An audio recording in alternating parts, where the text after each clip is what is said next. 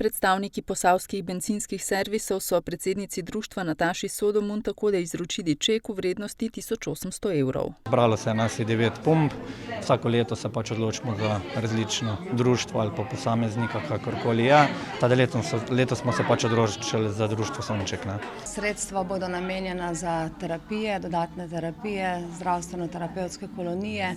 V bistvu bomo porazporedili sredstva po programih, kajti hipoterapijo izvajamo od letošnjega leta skozi celo leto, ker imamo nadkrito jahalnico in to predstavlja kar višji strošek za naše društvo in nam bodo sredstva kar zelo prav prišla. V društvu ugotavljajo, da za izvedbo široko zastavljenega programa in vseh predvidenih aktivnosti letno potrebujejo od 20 do 30 tisoč donatorskih sredstev. Mi se financiramo iz razpisov občin, iz vseh treh, občina Krško, Sevnica in Brežice, potem nekaj iz strani Zavoda za zdravstveno zavarovanje in nekaj malega iz FIHO sredstev, tako da res nično potrebujemo donatorska sredstva, da speljemo tako širok program. Saj sem povedala, 20 tisoč evrov minimalno, da lahko peljemo v takem obsegu. Letos so izpeljali zdravstveno-terapevtsko kolonijo v Kranjski Gori, ki se je udeležilo 56 članov, od tega 25 uporabnikov s cerebralno paralizo in drugimi motnjami v razvoju.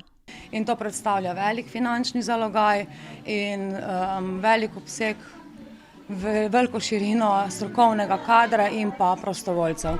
Kajti moramo se zavedati, da naši uporabniki potrebujejo enega na enega. Pri vsakem uporabniku mora biti še en zdrav človek, da lahko pomaga pri smučanju, potrebuje dva, kajti treba ga namestiti v smuči, treba smuči peljati, treba pomagati pri dvigovanju na sedežnico in ja, so zahtevni projekti, ampak uporabniki resnično uživajo in želimo to nadaljevati tudi v bodoče.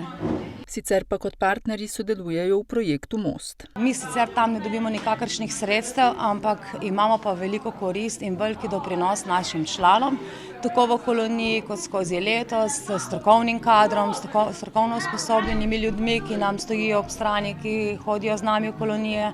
In to je za meni in našim članom predstavlja res velika dodana vrednost. Sodelujejo tudi v evropskem projektu Pegas, v sklopu katerega imajo brezplačne hipoterapije. Tudi tle se lahko mi prijavljamo, recimo na NATO razpisu smo že dobili dvakrat, smo že bili 2 leti uspešni, smo kupili recimo prilagojene smuči, dvojne potoplaško opremo še dokupili, kar smo rabili, supe in ostalo opremo. Z izvajanjem različnih športnih in drugih aktivnosti ne gre le za razgibavanje, poudarja Sodomunova, ampak tudi za krepitev samozavesti, vključevanje v družbo in povezovanje z vrstniki.